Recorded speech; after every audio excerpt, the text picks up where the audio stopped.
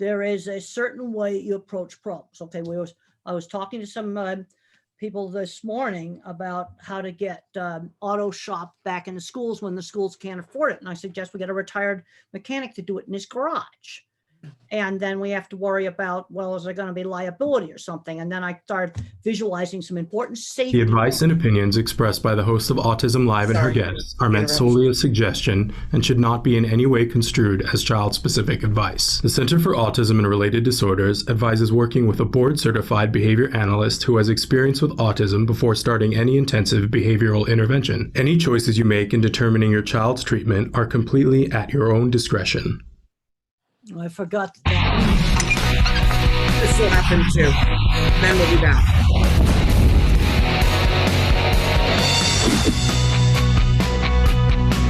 I like to dance.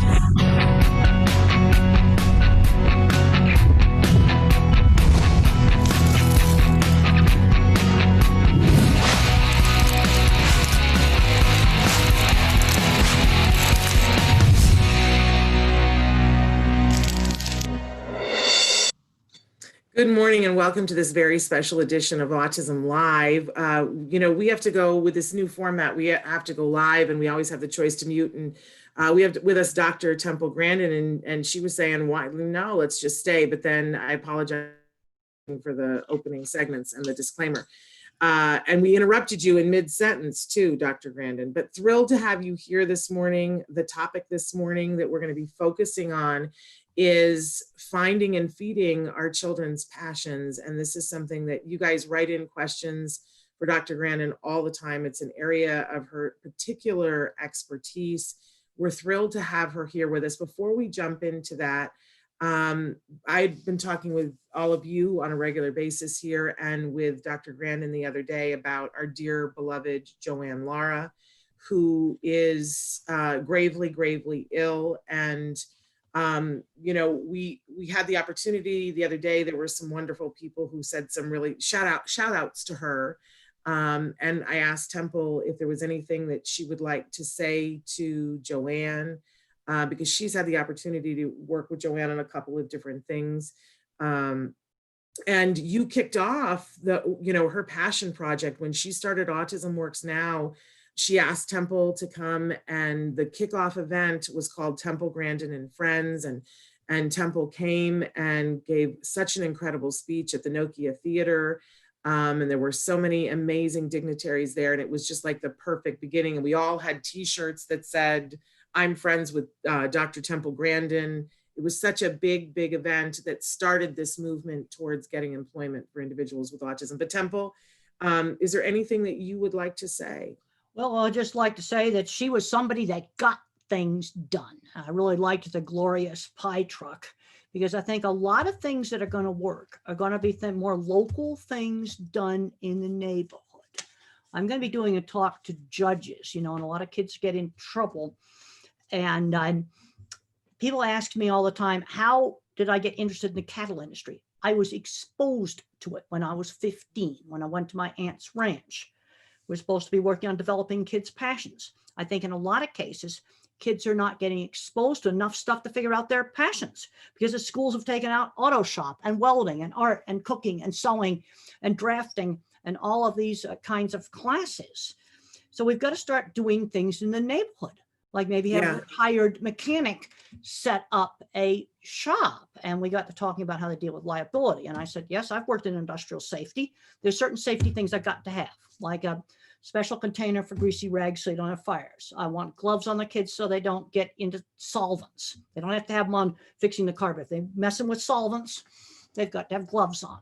Yeah, there's a few safety things. I want to do those. But we need to figure out how to just do things in the neighborhood. And something like the glorious pie truck, that's an example of something that was done in the neighborhood, very creative, and it wasn't that expensive to start, and it can slowly grow. Absolutely. And, Joanne was all, devoted her life to making sure that individuals with autism, first she started with the autism movement therapy and was doing that not as just a dance class, but a dance class to help them to link their body to their brains and So Joanne has been a passionate fighter, making sure that the kinds of things that you talk about, Temple, came to pass. And I think we all want to just say a big shout out to Joanne, how much we love her. And I can't imagine a world without her, but that is imminent. And I know, we had talked about this and you just wanted an opportunity to just, give that little shout out to her, because you're right. She was somebody who got things done. Another thing she's done in her career is writing about it. Write about how to do it. Because when I've done a lot of things in my career, I've been in the meat industry now for 47 years. And I would design a project and then I wrote about it. And there's a scene in the HBO movie where I get the editor's card, because I realized if I wrote for that magazine, that would really help my career. Then I have to figure out, why is this project newsworthy? Now, I couldn't write about every single corral I designed because a lot of them were just more of the same thing. But something where it had something original, like my entrance design on that dip vat, I wrote about it. You see, and there's a lot of people doing some really clever, good, innovative neighborhood things, but they're not writing them up. I've seen some very innovative stuff done in schools. They're not getting the stuff written up on how to do it. And I just wrote simple how to do articles on how to design cattle handling facilities. But you're right, Joanne did write about it, and we're so thrilled that there is a book that details the autism movement therapy method. And there is also a wonderful book that she co-wrote with Susan Osborne that's really the Autism Works Now method, where it's teaching pre-employment skills to 14 to 17-year-olds. Yes. Both of them are available on Amazon, and we encourage people to look at those, because Joanne's work lives on in those books and in so many other ways. And thank you for saying that, Temple, because I think we all forget sometimes that it's important that not only to do something, but to write about it so that others can learn from the things. No, this is the thing. So others could do it. I went to a little talk that a really innovative teacher did on teaching history by having all the kids doing all kinds of making Egyptian things when they studied the Egyptian history. And I said, you need to make a YouTube video of what you just told us at this little, book signing thing that I went to. Just do the same thing, do it on YouTube video. I don't think she ever did. She gave the greatest talk. I wish it had been recorded, but then somebody needs to professionally edit the slides in there and do it nicely. Yeah. So that other people could do it. Yeah. And, I think a lot of times we get caught up and there's the hours in the day, but it's important to prioritize. And this week has really taught me that, because I love Joanne so much. And I know that she had a lot more work that she intended to do. But, for all of us, there's a time when the work needs to end. And what's left is what the impression you made on people, but what you put in writing is there forever. Well, it tells people how to do stuff. A lot of people just don't know where to start. And what am I doing this summer? Because we're still pretty well locked down. I have to go to a special webpage for being allowed to go on campus. I'm writing a new book on visual thinking and why visual thinking is important. And the movie showed how I think visually. And I'm worried that our visual thinkers are getting discriminated against because we absolutely can't do algebra. You don't need algebra for skilled trade. You need old-fashioned 6th grade arithmetic the way they used to teach it. That you do need. Yeah. Well, and I want to segue into, because this is the topic that, goes hand in hand with this. This is the topic for today that you and I had talked about, that that you felt passionate about, and that so many people have written questions in about. How do I find my child's passion, and how do I feed their passion? All right. The first thing is, how do you find it? I think a lot of kids today are not getting exposed to enough different things because the schools have taken out so many activities that they're not going to find the passion. When I was in high school, cattle wasn't anything I even thought about. I got exposed to it. Horses, again, I got exposed to them. What if I'd not been exposed to them? And I'm seeing too many kids today where the only thing they're exposed to is video games, and they're getting completely addicted, and they're not going anywhere. If they were becoming great game designers, I wouldn't be criticizing it, but that's not what's happening. But taking the hands-on classes out of the schools, music, theater, all of these kinds of things, worst thing they ever did. I think we've got to start getting these things going in the neighborhood. So in this COVID time and during this summer, for these families that are listening to this and they're like, okay, I'm revved. I've got the time. I've got a little bit of time this summer. I want to find my child's passion, but I can't take them places. Like, because I know you're a problem solver. So let's come up with some things that they can do to expose their kids to things to see what they're passionate about. All right. First of all, gardening is taking off right now. That's something you could do. People are remodeling their houses. Oh, Home Depot is probably having a great time right now selling stuff for that. Building things, camping in your backyard. And then, of course, I've got my book, Calling All Minds. It's also about famous inventors. And there's things that we can do. Build things, art, we can do that. Take a programming class. There's all kinds of free classes online on Khan Academy. Wolfram Mathematica, a real great mathematics site. And if you want to turn on the math kids, look up protein symmetry on Google Images. Protein symmetry. I just looked it up again the other day. You got me turned on to that. Windows are inside your body. It's like, but let's just get creative. I was reading just in our local paper about how the neighbors were doing things together. They were keeping social distancing, but they were doing things together.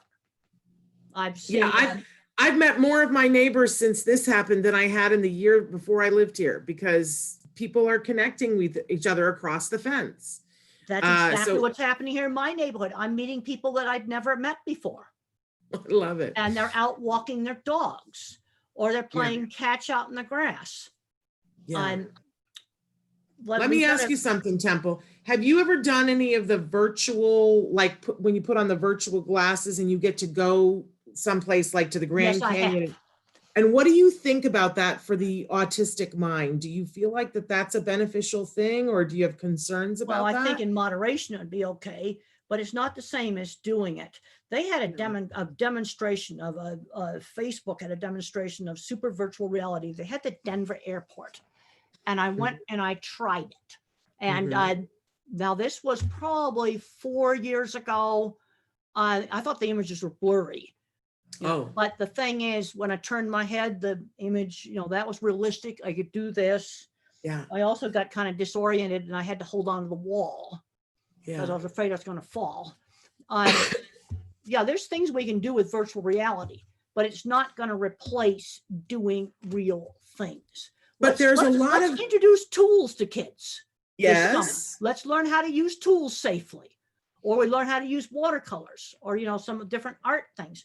But I'm finding we got a lot of kids today, they haven't even made a paper snowflake. That's one of my beginner projects in my book. They haven't even done something that simple. I love that. Hold the book up again and tell us where we can get it. Well, and Amazon's got it. It also comes in a paperback version that's a bright yellow. It's the same book, except it's bright yellow. It also has patents in it and talks about famous inventors. So you learn about how people patent things. It has projects ranging from simple stuff like the paper snowflake, the little airplanes and kites, and the optical illusion room is in there.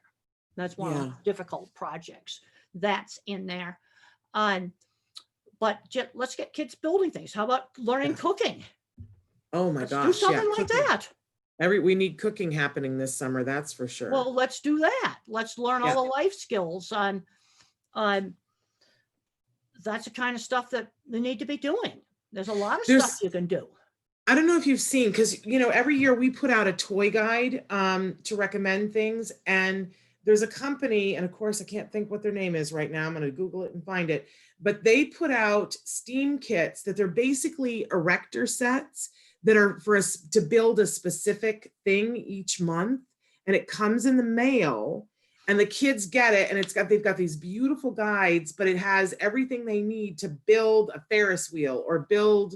They're really cool kits. I don't know if that's cool, but then again, I want them building something from scratch too. We made all kinds of stuff from scratch, and just scraps of wood, nails. When I was in second grade, I was cutting coat hangers with a pair of pliers. I was not allowed to use a saw in second grade, but I was using screwdriver, hammer, and pliers, scissors. And what were you building? Well, What were you one of the building things with a I was coat doing hanger? with coat hangers is I wanted to make and it's in the Calling All Minds book, a parachute that when I threw my little parachute up in the air that was made with a scarf, it wouldn't open. So I made these spreader bars like this out of bent coat hanger with bent ends. I could barely cut it, and I had to make a dent and then do this. And I made a spreader bar just right. And you know what's interesting? I have found patents of spreader bar things for real parachutes. But I was doing this when I was like in second grade. Second grade. To Temple, make and that project's in the book, and I just did it by myself. Nobody helped me. This was something I just figured out on my own. And I'd make a different design, then I'd chuck it up in the air. And when we did the book, we recreated that. And some of my little projects weren't as easy to recreate as I thought they were going to be. You know, Really? kids need to learn to tinker, but let's just start doing things. But, you know, part of the other thing, you know, because we said finding the passion, but then feeding it. And one of the things that I want to spend a couple of minutes talking about is that your mother, when you were in second grade and deciding to cut coat hangers, didn't say to you, let's she not let me do do it. that. Now saw wasn't allowed and knives were not allowed. There was some Right. rules. I could use the pliers, But you were cutting the hammer, wire. the screwdriver, and nails, screws. And I got to tell you that when my son was 3, he sat underneath, I don't know how, well, first he started taking apart flashlights, and anytime there was a flashlight or a remote control anywhere, he would take it apart. And I would take it away from him because we needed the flashlights and we needed the remote controls. Then he got a screwdriver and he sat underneath the dining room table and was taking it apart. And because I didn't know you then, was like, no, and hid the screwdriver. Now I wished I. No, what we would do now, let's get some screws from the hardware store, screwdriver. Let's get him a Phillips too. So he learns there's a Phillips screwdriver and a regular screwdriver.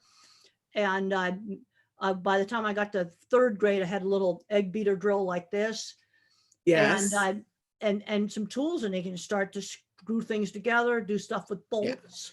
Well, now he's old enough that 17. he's not going to try to eat them or something. Right. Now my son is 17 and he's on his competitive robotics team, and he's got an outlet for that. And he went to his local maker site for a couple of years and learned how to do CNC, and we fed the passion that way. But when he was little, I didn't realize that I needed to he wanted to take apart the vacuum cleaner. No, let's get him some old vacuum cleaners that are his that he can take apart. In other words, and they have to be unplugged. There has to be a very strict rule about that. Because I was taught, you never hit anybody with a hammer. I was taught how to use tools safely. The only thing you hit with a hammer is a board or a nail. Yeah. That's the rules. But we have kids growing up today that don't use tools. So how are they going to know they like tools if they never use them? Yeah. I think Legos are great, but I think when you're 16, you ought to be building with some other things too. You could combine Legos into other things that you make. How do you think you start that? Like, let's say that you got a 5-year-old kid, because I think part of the problem is, Temple, that I wasn't really raised to know how to use tools, and neither was my husband. So if we don't really know how to use the tools, what do you think is a safe way to start with our little It's a one? thing called a play school workbench. You start with that at 2. And they have like giant plastic wrenches that can do bolts with heads that big. Play school. Wonderful. It's totally safe. And you get those toys. So that introduces the idea of tools. Now, another thing, let's say you have a kid that's a math kid. And he's in 4th grade and he's doing baby math and he's bored, and nobody thought to introduce programming. Yeah. You got Scratch programming for kids. It's free. You can go, you want to find out how Minecraft works? Then learn to program in JavaScript. You can buy a book really inexpensively on Amazon. I have looked them up. Well, These that are leads me hard into things a to do. question You got to expose them. You got to expose them. Well, that leads me to a question that I wanted to ask, because a dear friend of ours wrote it in from Autism Will Not Define My Son. She says, "Hi, Temple. My son is 10, nonverbal, but almost there.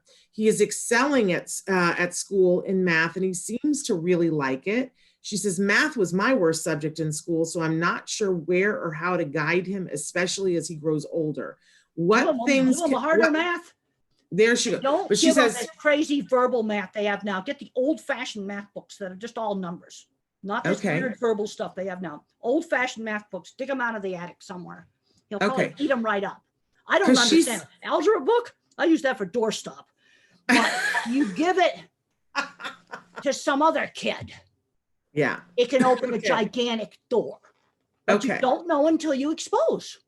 Okay. That's the thing. So, because she says, what can I do to help increase his math skills and keep him excited about it? But mom's admitting that, like, this is me too. I got to She be doesn't honest. have to know anything about math. Take him to the Wolfram Mathematica site. Tell me, say that Wolfram. slower. Wolf, like the animal, the Yeah. animal called a wolf. Ram, like a male sheep. Wolfram Mathematica. It's a great website. I was just on it just the other day. I looked it up again. Okay. Look Wolfram up Mathematica. fractals. Use Google Images when you look this stuff up. Man, you'll find the cool math stuff. You just have to expose them to it. Okay. You don't have to understand it. You give the kid an algebra book. You don't have to understand it. Just give it to him. You just have to find it and give it to him. And he might use it as a doorstop too, but if he doesn't, it's not to him. Then it's not to him. But you don't know until you expose. Because when I look back at a lot of big innovators that really, really, like you take like Elon Musk here, he grew up in a family that had a workshop and tons of books. Thomas Edison was described as a hyperactive adult high school dropout, but his mom homeschooled him in a library full of books. There's been engineers that self-trained themselves with their grandfather's textbooks, but they were there in the bookshelf. So the kid could pull them out and look at them. See, again, it's exposure. So you don't know until you expose. And what worries me today is kids aren't getting exposed to enough stuff. Well, it's true, especially now, because while we're social distancing, I mean, I used to take my son to museums on a regular basis. That's why I was asking about the virtual. Let's go. The museums all have websites now. Exactly. Let's go explore some of this stuff on websites, and let's do it maybe with somebody else while we're going to go look at the Louvre or look at whatever. Yes. A lot of people are asking if we're actually live now, because sometimes we play your recorded interviews, but I just want to point out to everybody that this is Tuesday, June, what's the date? The 9th. And so we are live Tuesday, June 9th. People are writing in how much they love you. They're saying that they hate video games, that you're amazing. They can't wait for your new. Well, let me tell you a little something about Mr. Musk right here. Yeah. Well, you know all about, oh man, I geeked out on the SpaceX. I was glued to the iPad. I was over at Mark's house. So I was glued to this iPad, and they scrubbed the first launch because of the weather. The next launch, I'm glued. And I watched it live for full 20 minutes till it was safely in orbit. Right. And you know why those spacesuits were so cool? Because they were made by a costume designer. Isn't that wonderful? I wanted to dress them up really, really cool. Total. And I geeked out on 3 hours of live docking. 3 hours of live docking. I geeked out on that. Totally geeked out. I love that. But okay, let's go back to this guy. Yes. Okay. How did he avoid the video game addiction? He's 48. So what I actually did is I figured out that he loved video games. But at the age of 48, he would have been looking at Mario Brothers. I went back and I played the video games, late 80s, early 90s, that would have been the right age. And they were the kind of games that were a lot less addictive. Because what he wanted to do was to open a video game store and sell them. And the shopping center wouldn't let him sign a lease because he was too young. Oh my goodness. He wanted to sell video games. But they also, those old games broke all the time. So you'd get the blue screen with all the code on it. Yes. Well, you see, I call that a computer showing the guts. And then you start to get interested in that code. They don't see that today. He's just old enough. To have avoided the video game addiction. And I went through, I probably played 6 or 7 of them. I didn't actually play them, but I looked at the YouTube videos of, the popular games that he would have been playing. Yeah. And he would have been like between 10 and 17. Well, it's interesting, because those were the video games that I was exposed to too. In the beginning, I didn't get them. I was like, what is the thing? But when I keyed into the fact that there was a level of problem solving in them, Like you had to there's some figure good out things to how. learn with video games, but the problem is these kids are getting so sucked in. Any benefit, there are some benefits with video games. Any benefit you would have, you'd get in an hour a day. Yeah. And Yes, you're absolutely in my right. book, The Loving Push, that I did with Deborah Moore, we've Mhm. reviewed some of the research. Also in the brand new edition of The Way I See It, I revamped the video game chapter. And unfortunately, kids on the autism spectrum are more likely to get addicted to video games than just any other kids. And they're not having good results, because what I'm seeing is there's two paths: to the basement to play video games, or we get out and have a life. Yeah. And Elon Musk loved science fiction. He just loved it. So he had to dress up the astronauts as superheroes. I just love it. Did you love that? Daft Punk helmets. I looked up, I geeked out on the whole. And then did you I knew see you would. did you see the inside of the spaceship? No Oh, I knobs and know. dials, I know. all computer screen in front of them. Isn't that amazing? Super, super cool. It was super cool. But that's Have you gone to a launch yet? Yes, Temple? I actually have been to a launch. I did a disability conference at Cape Canaveral. I guess they used to call it Cape Kennedy. I guess the original name was Cape Canaveral. I think they're using that now. The other thing is, had to launch from Cape Canaveral, pad 39A. There's only one launch pad in the whole world. This is cool. It's 39A, because that's where the moonshot went off from. Right. Had to be pad 39A. He owns launch pads, but they're not cool. Right. Well, there you go. I do it at that launch pad, but I went to a SpaceX launch. This was about 2.5 years ago. Very, very cool. I got inside the vehicle assembly building. I completely geeked out on that. But they need us visual thinkers, because they were just finishing up a launch pad. I got to go inside it, and I found something in that launch pad that shouldn't be there. That's why you need visual thinkers. What did you find? 7 o'clock in the morning. And you know what I found in the launch pad? I watched a No. raccoon come out of it and waddle down the steps off into the bushes. Stop. And the first thing I thought is, what have you been chewing? And I said, did you see that raccoon? He overnighted inside the base of your launch pad with their equipment.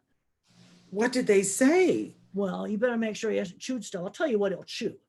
He'll chew tool handles. Okay, that'd just be annoying, because you're going to chew the stuff you've touched.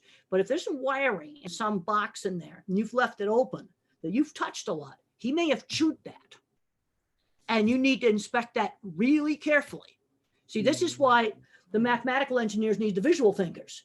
Of Because a course. mathematician, they won't see the raccoon, but he could cause a mission to screw up.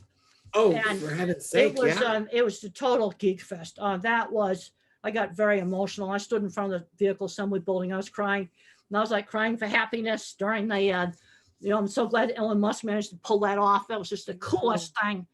And I was nail biting the whole way, just like, because, don't have anything go wrong.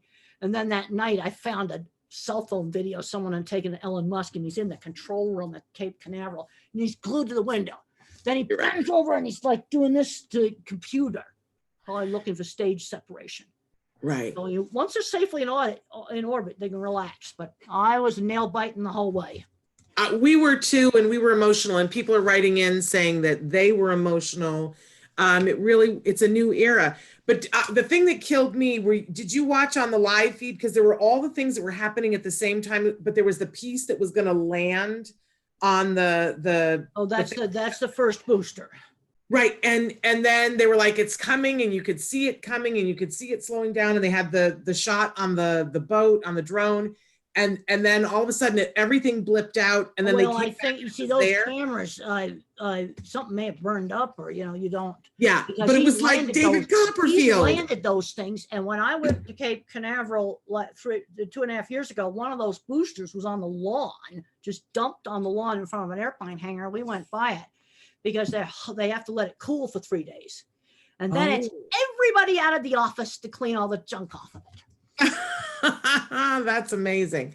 Well, it was so exciting, and we geeked out on it too. But the whole time I was like, Temple's got to be loving this. Well, the thing that amazed me is that then he showed them there was, and I've seen those land before, that when it was falling, like maybe at this angle, and then the computer would start to write the rocket like this, and then it would go down. But then And it I blipped watched it out too. for a second and then it was there and I wanted to see it land, but we didn't get to see it land. I don't know. Now, I don't think anybody was deliberately trying to, No, I think I don't think they were they either. glitched out. You've got an awful lot of stuff going on there. The camera may have fried. Yeah, it might have, That's but it was possible, like a too. David Copperfield trick. I love talking No, it's about not a trick. They're actually landing them. And the thing that's so cool is because a 1950s rocket, that's how they land. Yeah. Yes. Yes. That's how Oh they my God. land. But it's the thing was just so, I thought it was so amazing to hear it's falling like this. And then they just watch it straight and the computer straightens it. And I hope that people like my son's encouraged, even though the original launch got scrubbed and then it was on a Saturday, my son's school sent out emails to us with the link and said, please watch this with your children. And I hope that everybody gathered their kids around to watch it. That's what happened to me when I was a kid. My dad woke us up in the middle of the night to watch the moon landing. And I was just like 6 years old. But that's part of what we do to find our kids' passions, because but you see, this gets back to exposing them to this stuff. Yeah. I remember as a little kid, we had one of the first TVs in the neighborhood and watching Queen Elizabeth's coronation. I didn't really understand why it was important, but it was important. I mean, it was kind of fuzzy, black and white. I remember watching that. And that had to have made an impression on you I on remember some it. level, something to be exposed to. So I hope that people are watching things like the launch and the docking and things like that with their kids, because that's exposure. Now, we did have a couple of questions that came in specifically about workforce, and I know this is a really important topic for you. Somebody says, how do you introduce the workforce to someone who's a runner? He's an eloper, escaper.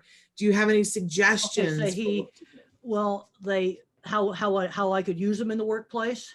Well, how you would first begin to expose the concept of working. Well, first of all, I got to find out, I don't even know how old the kid is. You see, I have to have more information, age, Yes. and then start to find out, well, how's he doing in school? What are the good subjects? What are the bad subjects? I'm not going to do a quantum mechanics where you need linear algebra. Okay, I can tell you how to find the paper. You got a little math head. You want to design the next generation of computers? You type in linear algebra, quantum computing. I have found the paper. I have looked at it and I understand it. Linear algebra, quantum computing. Okay. There's going to be a kid where you show him that paper, he's going to take off. I'll use it for scratch paper because I don't understand it. There you go. Well, I don't This is where understand any of it. different minds can do different things. So I need to learn more about him, what kind of skills he might have. There's a lot of nonverbal people that there's some that I've talked about this before that can type independently and they write beautifully. Yeah. I think people also need to remember too, that when people are runners and escape, there's a reason why. And if you work with people to figure That's out right. why they're running and what they're running from or what they're running to, then you're able to have a much better Well, that's control. right. Then you got to figure out, well, when does he do it? You see, what Yeah. I've learned on trying to troubleshoot things, that's the engineering term for diagnosis. We're not supposed to diagnose anything. So we're going to be engineers. We're going to troubleshoot stuff. But I find all the time, and I'm right now just wrote another chapter from my new book I'm working on picture thinking. I don't know how many meetings I get asked by teachers, what do I do about autistic kids in the classroom? What do I do with my berserk horse or my crazy dog? Now, these are real questions I've been asked. There is no way I can answer that. What did the crazy dog do? Happy jumping on people or biting them? Right. Well, right. then the visual mind, I start to think of specific examples of a nasty dog or a happy dog. And the happy dog's on my lap or it's jumping on me. Yeah. Can And you then come I and have fix, to ask, can you come and fix what- my dog, Temple? Well, first of all, I have to know what they did wrong or what they did. So I don't have have enough information to Yes. answer that question. I get it. That's the problem. I have a dog that's a rescue that she has issues from before. We've been to a behaviorist with her. What does she do? She's fine with us, but she thinks that she has to defend us from everything and anything else in the world, whether it's a fly or the UPS truck going by a mile away. And she's totally fine with us. I could stick my hand in her mouth. She would never bite me, but she can't be around other people. And now I need for her to be around another dog, and we're working very slow to do that. But I've adopted one of Joanne's dogs. That's the sweetest little puppy. He's here in the room with me for the show, but I need for this dog to get along, and we're going very slow. But if you want to come by, the thing I always ask when parents ask me whether their kid's at the right school or whatever, the first question I always ask is the child making progress? Are you making progress with this dog? We are making progress. You're making progress, and you're doing something right if you're making progress. Okay, all good. I'm sorry I sidelined about my dog. No, but the thing is, it's the same sort of troubleshooting. But you don't know the kid can do that math unless you expose them to that book. That's true. That's true. And what I think happened with a lot of the math classes today is the verbal thinkers are, in a verbalized math, where some of these math heads just need the numbers. They need the old-fashioned books. Yeah. I've only got you for 10 more minutes, and I know they're going to just like hate me if I don't start addressing some of these questions, but, and it just jumped, and I hate it when it does that. But Tony had written in, let me see if I can find it, Tony, what you said. Okay. Hi, I am autistic and happy. Hi, Dr. Grandin. As you know, in order to develop skills better, people need to accept criticism and flexibility. In your experience, how do you manage it? And he says, take care and stay safe. Cheers, Anthony. Well, I had a boss, there's that scene in the movie where the boss slammed down the deodorant and said, you stink, use it. That happened. Another time, my first job, I criticized some welding. And I said it looked like pigeon doo-doo. And the engineer at Did you say doo-doo? Is doo-doo the word? Harley Winkleman. I'll tell you, he did exactly the right thing. He pulled me into his office in private, and very quietly told me that was not appropriate language. I had to apologize for that. He also, I had apologized to Whitey, the welder, which I did, but he also explained to me if I didn't like the welding, Whitey was his employee, and I should have gone to him to complain about the welding. So he explained to me sort of the chain of command, and then he made me go up to the cafeteria and apologize. Now, I didn't tell Whitey his welding was wonderful because it wasn't, but I apologized for the rude language. Harley was the perfect job coach. And he didn't yell and scream at me. He told me very quietly and calmly what I should do in private inside his office. Well, but you accepted it and learned from it. This isn't easy for everybody.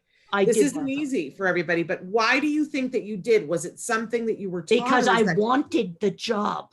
The same thing with the deodorant. I wanted the job. There was some things where I had to change. And one of the things that has to change is hygiene. There's that if you want purple hair, fine, but you cannot be a slob.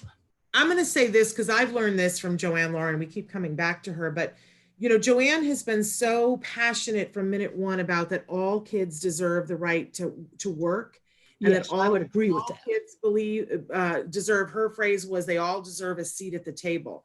But I watched, when I first met Joanne, I thought, well, there's probably some people who don't want to work.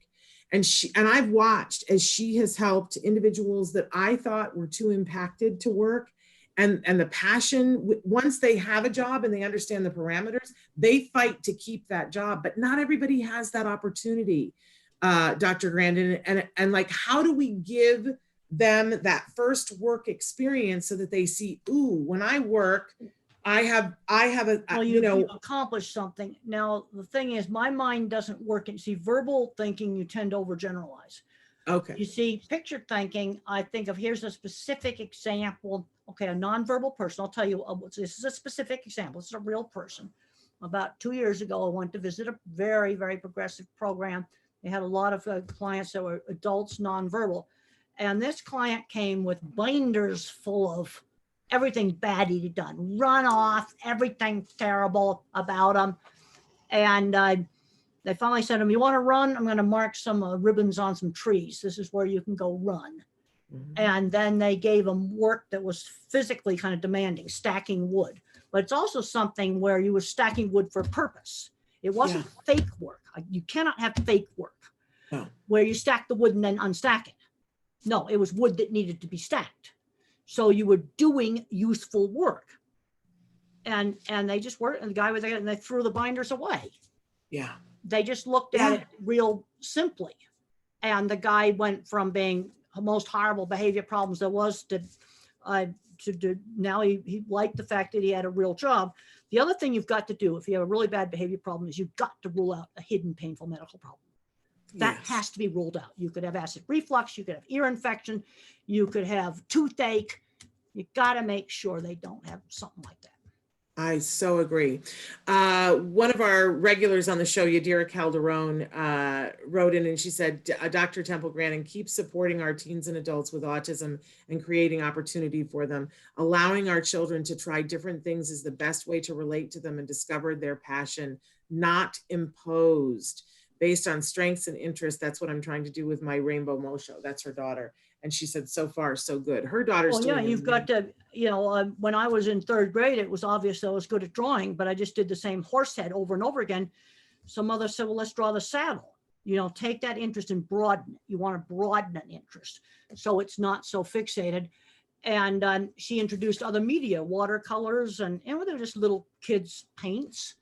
But you have a whole book written on the idea of pushing our kids. Well, another thing that mother did, because my sister loved theater, is that she put on plays in the neighborhood in the summer. And she'd get all the kids in the neighborhood to come and they'd put on a play. Yeah. And what was that like for you? What did that do for you? Well, this was something she did more for my sister. I would be in the play. But Yeah. she had a lot of the neighborhood kids involved in it. And making Halloween costumes, so making pumpkins, a lot of the stuff that she did, it was not expensive stuff. Now the plays were mainly done in the summer when it was vacation. But you learned from it, even though it wasn't meant for you, you learned from it. But I had to learn to cooperate, and the whole group had to work together on this. It was a group activity. There's probably about 5 or 6 other kids involved in this. But this is an example of something done in the neighborhood. And it wasn't that expensive to do it. It took time. Yeah. It took time. And your but it mom wasn't expensive. your mom was working, she was doing a lot and had a lot of kids that she had to take care of, but she managed to do that. Well, and then you see, and now you've got people, but now the problem you've got with people at home, they're trying to juggle their job. I was just reading in Science and Nature on the career section. Okay, scientists are at home, trying to get their work done. Now they can't do lab work at home, but they're writing and their statistics and things like that. And one of the things they've learned, a schedule. This is another thing from the space station, a schedule. You got to get up in the morning. Now there's 5 astronauts and 3 exercise machines on that station. So the schedule is going to have to rearranged, but everybody has to be at the midday meal. That's a rule on the space station. Yeah. They don't want them sort of sulking at opposite ends of the station. Yeah. Everybody eats at the midday meal. That's on the official NASA schedule. But they've learned they've got to put it on a schedule. That's been learned. There's been problems on space stations. Well, I mean, and there's a certain amount of stuff that's rules for respect, mutual respect, and they've learned that they have to do a ton of maintenance work on the station. They got to do their scientific experiments because 20 years ago on the Mir, they had problems. They let it get dirty. Stuff broke on it. Part of the station broke. It could have killed them. They had to shut the door on one session and seal it off. Real mess. You see, then the people working in Antarctica, they've learned the same thing. People working on research ships that are out there, they've got to have a schedule. But they also schedule some alone time where that person can do, where the different astronauts, play the guitar. They've collected some instruments over the years. Play the guitar or read a book or talk to their family. Now, I had promised you that I would let you go at 1:45 because I know you. Well, actually, I told Mark I was going to be late, so there we go. We can go a little bit longer. We'll be fine. All right, fabulous. I appreciate that. Okay, so going back to this whole idea of finding your kids' passion, and now we've said, you've got to give them opportunity, you've got to expose them to things, and you can't know until you know. I love our beautiful Spencer Hart, who was not talking, and her mother put Phantom of the Opera on just because it was on, and they discovered that Spencer is a beautiful, talented opera singer and has been to China, but you has wouldn't sung at the know White House. unless you exposed. You see, this is Exactly. the thing. And you sometimes don't know. This is what worries me today is kids aren't getting, the reason I got exposed to the beef industry was when my mother got remarried when I was 14, that brought the ranch into the family. Mm. And if I had not gone to that ranch, I would not be in the cattle industry. It's that simple. Yeah. That's a perfect example. It's strictly exposure. So you got to keep throwing darts at the wall and just expose, expose, That's right. expose. But what are we looking for that tells us, okay, this is the passion? How, like, what kinds of things Well, are we all looking right, for? let's just I look at think it we really miss it. simple. Let's say you show a math kid the Wolf from Mathematica website and he just takes off in it. Or Okay. you dug that old algebra book out of the attic and he actually did it all, and you went and showed his work to the high school algebra teacher and he was amazed. There we go. It could be that simple. But a lot of things aren't going to be the thing. You might hand the algebra book and it becomes the doorstop. So I'm move on. I'm not going to right? handle the art kid, the algebra book, because I've Right. talked before about the different minds, and that's in my autistic brain book. This shows the science that there really is. Visual thinkers are object visualizers. Object visualizers. These are the art minds. These are also going to be the skilled trades, mechanical, machinery design, people I worked with in construction. Then you have the mathematicians, your computer programmers, the more mathematical parts of engineering. Then you've got word thinkers. Okay, I'm going to be doing a talk with the judges group. They're all word thinkers. So I've got to try to explain to them what visual thinking is. And I'm not going to give the person who's totally into art the algebra book. Okay. And in the autistic brain book, I talk about careers, some of the different kinds of minds. I use a little bit of discretion, but you also got to figure out what classes is he good at. And a lot of the math kids are being taught baby math. So you have a kid's good at math, let's expose them to programming. Scratch programming for little kids, and then JavaScript. You want to learn how Minecraft works? Here's a book about how to do Minecraft. There you go. And so, and you're going to quickly figure out what he is, or he's maybe going to be a word kid. So he's going to love the Harry Potter books. Yeah. So let's say, for instance, you sat your kids down and you watched the SpaceX launch, and your kid got like really excited and was jumping up and down and hand flapping, and you saw that, ooh, they really, really liked that. So then, all right, first of all, I got to know the age of the kid. So let's say that I'm just making this scenario up. Let's say that you got let's say that you got a 5-year-old. They watched the SpaceX launch and they got very, very excited. What's the next thing that you could do to sort of feed that passion? Well, you could play with some water rockets Mm-hmm. to get an idea of how rocket works. Now 5, he's probably gonna be a little too young for the math. Right. There's math involved, just even with a water rocket. Those are things. But even to get like a little. And also, okay, let's use rockets for reading. All right, so he liked the SpaceX launch. All right, let's get a children's book about when we went to the moon. Right. And we can look things up on the NASA website to see that. Let's use it to teach reading too. Yeah. Just read about the history of rockets, and actually the Chinese invented the first rockets. Just read about it. You see, that's taking that interest and broadening it out. I can get reading into it. I can get when it gets a little older, I can get some more complicated math in it. Those are simple things you could do with that, because a 5-year-old could be an art kid and love that, or be a math kid and love that. Yeah.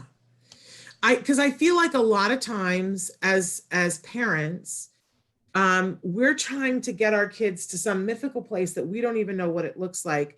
But sometimes I think we miss the key, that this is what the kid is passionate about. Because I hear parents talking about, well, how do I get him to stop perseverating on X? Whatever. All right, take whatever it is and broaden it. Broaden it. Okay, first of all, tell me what it is he perseverates on. Well, it could be anything, but like parents will write in and say, for instance, my kid is perseverating on Thomas the Tank. All right, Thomas the Tank. All right, that's a common one. All right, let's learn more about different kinds of trains. Right. You got freight trains, passenger trains, you got antique trains.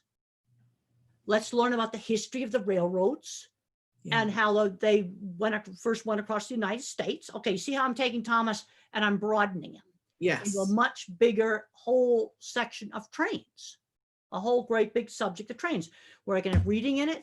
I can do simple math, calculate if a train is going 60 miles an hour, how long would it take to go from, Salt Lake City to Denver. Yeah. But so just take it and like take that thing, take Thomas and broaden it.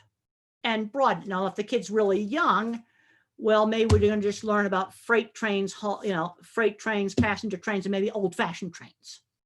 Yes. And maybe read some other train books, children's train books, to start to broaden. But you have an associative link back to Thomas, because Thomas is a train, after all. Yes. He's part of a train.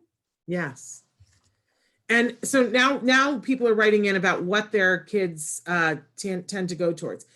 Somebody said, my son is 9 and he's into jigsaw puzzles. Is he a visual thinker? Jigsaw puzzles may be more of a math thinker. I would start, I'd expose them to that Wolfram Mathematica site, and I'd start showing them some protein symmetry. It's crazy. It's good. It's It's protein good. symmetry. It's crazy. It's a magical It's keyword wonderful. when you use it on Google for images. It's amazing. I just looked at it again the other day. I looked all those things up again, make sure they were still sufficiently cool. I would start Totally exposing them turned me on to that. I love it. maybe simple children's Scratch programming, which is Yeah. a children's free computer program. It's called Scratch. Let's start showing them that. Okay, all right, what's another one? Okay, so another one, they say my son's special interest is Roblox, which is a game different from Minecraft, but he's also interested in Minecraft, and this one is very common for our kids, interested in the Titanic. All right, that's fine. Okay, the Minecraft, how old a kid is this? She does not say. Can you write back in, Lynn, and tell us how old your child is? Well, if he's really into Minecraft, if he's a math kid, I'm going to expose him to Java programming, Okay. because that's what makes Minecraft work. Now, the Titanic, I want to learn a little more. Why is he interested in it? Because the first thing I got to do figure is this an art kid, a math kid, or a word kid? And the thing that's been learned now about the object visualizer, which is me, who absolutely cannot do algebra, and the visual spatial, who's the math kid. Lots of people are mediocre at both of these, but nobody's super good at either one.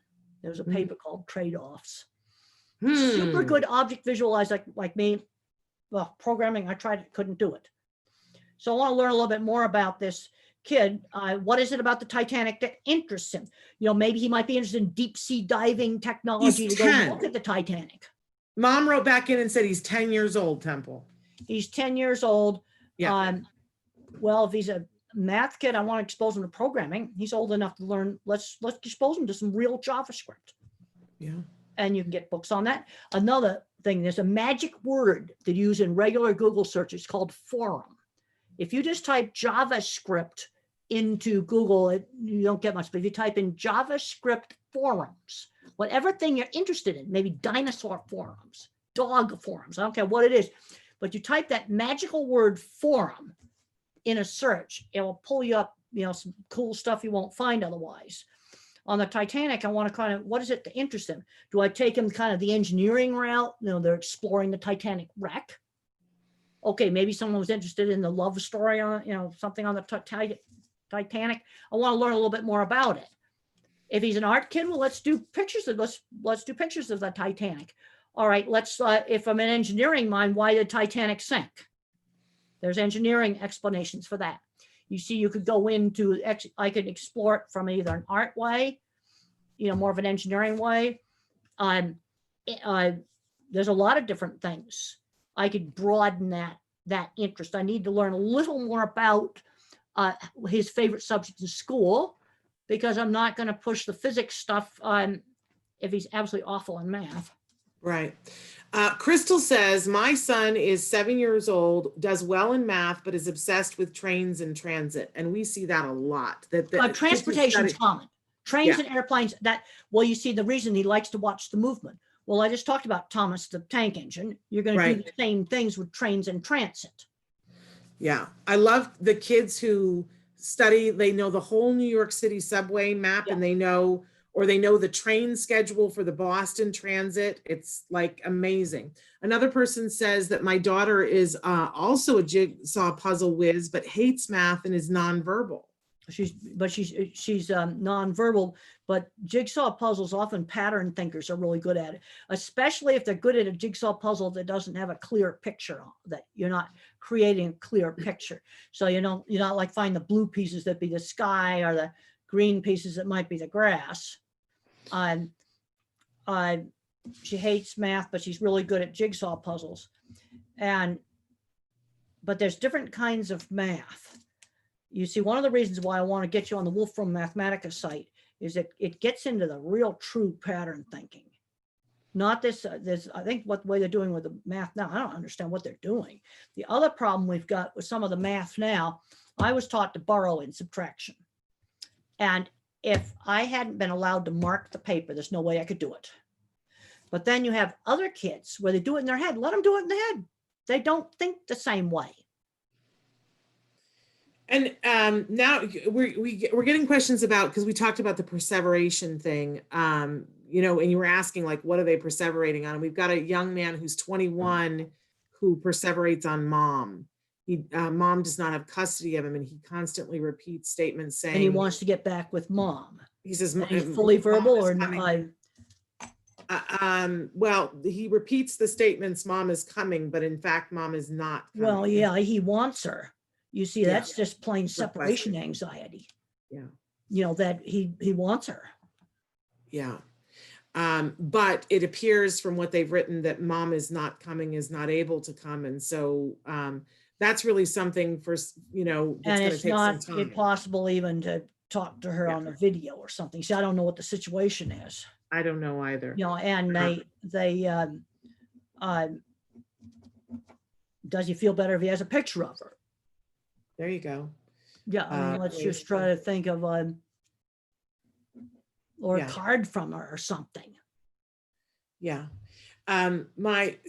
Somebody in my family used to have separation anxiety. And so a child, I mean, this is a 21-year-old, but they gave her a hanky from that person, and she could put it in her pocket and take it with her everywhere. And it made all the difference. Well, that's something simple to do. That's the kind of stuff I like to figure out. Maybe something like that could be done. Okay. So we've only got a couple of minutes left here, and I know we got to get you to lunch. I don't want Mark mad at me, but Yeah, I told him it was gonna be late, but I told him it was gonna be 15 minutes late. Okay. But so to wind this up, you know, so important that we expose our kids to as much as possible, and that we watch when they're exposed what excites them. And then, as you were saying, feed that passion by trying to find as many different ways to pull that passion out. Transportation is a very common thing that these kids like, but and some of it is watching the motion.